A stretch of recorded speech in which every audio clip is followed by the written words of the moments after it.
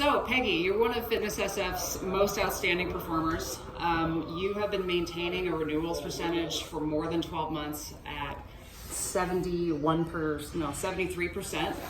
And sometimes you have these incredible months where you're doing like $16,000 of sales, $24,000 of sales. So my question for you is, how do you maintain such a dedicated book of retained clients?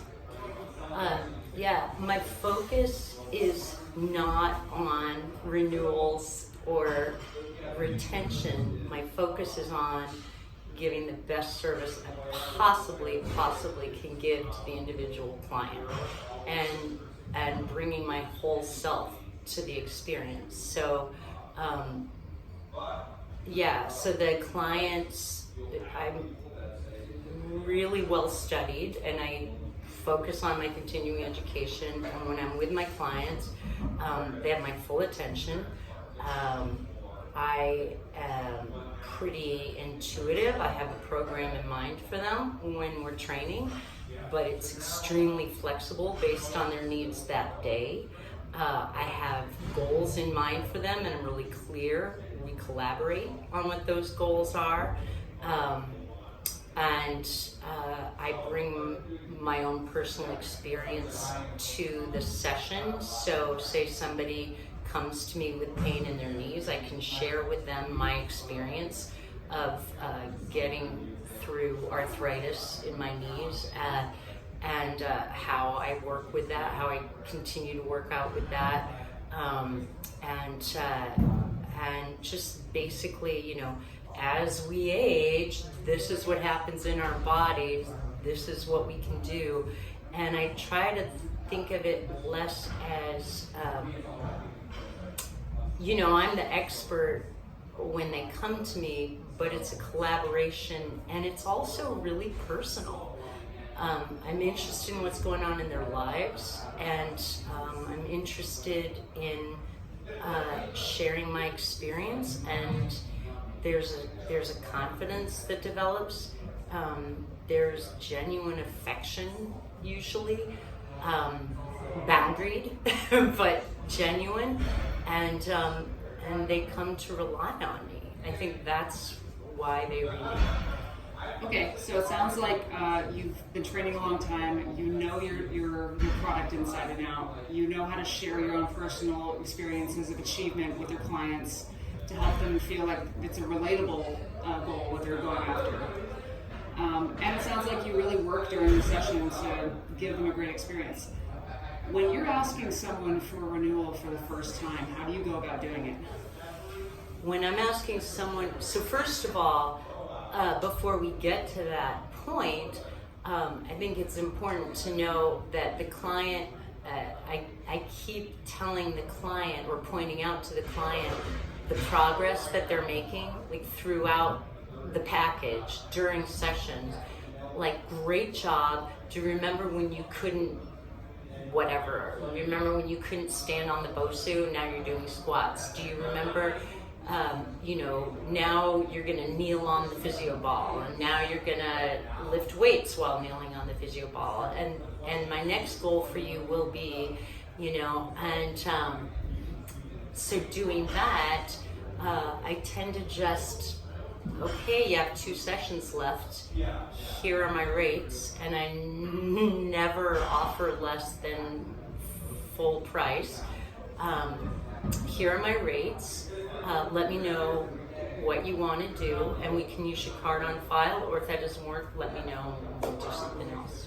All right, yeah, so it seems to me that you don't even know what a promo is, because you never sell on promos. I don't do promos, because, how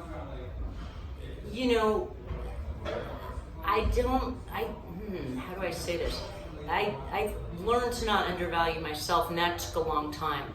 But also, I think the person is undervaluing themselves. If it's an investment in themselves, and I think they understand that they're getting more than their money's worth. This is where they live, why is it so important that my neck is lined up with the rest of my spine, which is something I constantly am saying to people, line your neck up with the rest of your spine. where's your central nervous system? You know, where's, you know, if you don't want to be in pain, I'm going to teach you to move in certain ways and strengthen you so that as we age, you're healthy, you're happy. They're going to want to keep coming into the gym because it's fun. They're going to want to keep working with me because it's fun. And it becomes, I think it's more of a holistic experience, you know, over time that's well worth the money. Okay, so final question, because it sounds like, you know, you've been training for a long time. It took you a while to really own your own value. Very true. You're unapologetic about your value, and you have the knowledge of your product to back up that confidence.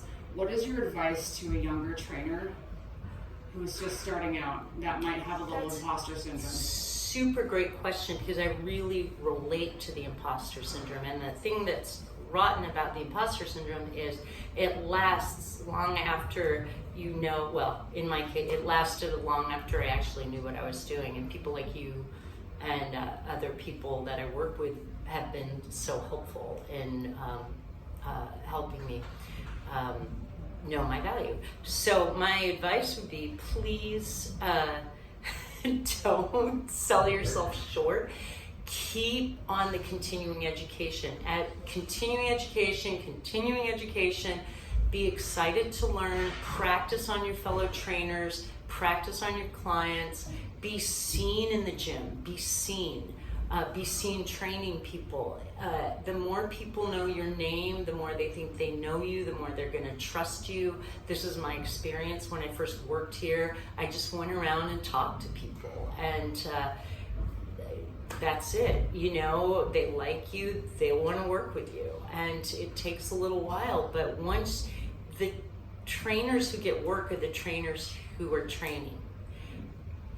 Yeah. If they don't see you around, they're not going to hire Get the you. momentum and carry the momentum. Carry the momentum, and also work. Yeah, practice your craft. Be seen practicing your craft, because you know, you're not going to learn how to be a great trainer unless you're training. Well, thank you, Peggy. Thank you so very, very much. helpful.